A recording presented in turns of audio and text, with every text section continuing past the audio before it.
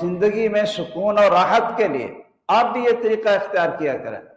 کئی دفعہ کوئی چھوٹی موٹی تکلیف آتی ہے انسان کو تو ہم پریشان ہو جاتے ہیں اور ہم اللہ کا شکر بھول جاتے ہیں۔ تو آپ بھی ایک طرف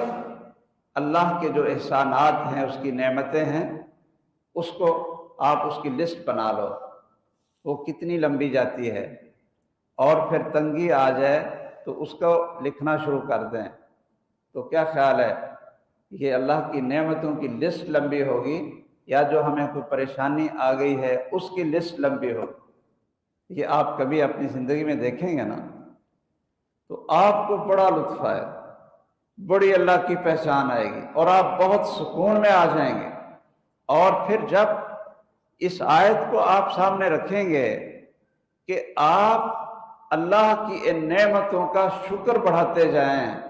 تو اللہ حضر الجلال کہتے ہیں کہ میرا اعلان ہے کہ میں اپنی نعمتیں پھر اور بڑھاتا جاؤں۔ یہ قرآن مجید میں ہے نا جی اللہ کی پہچان، وَإِذْ تَأَذَّنَ رَبُّكُمْ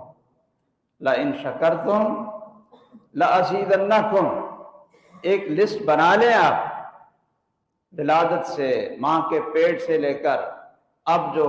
جن نعمتوں میں ہم زندہ ہیں، اللہ کی نعمتوں کا شکر بڑھاتے جائیں تو اللہ تعالیٰ اور زیادہ پھر نعمتیں، اس کی لسٹ بڑھتی جائے گی، اور پھر آپ کیوں نہیں کہیں گے الحمدللہ الحمدللہ رب العالمین، سبحان اللہ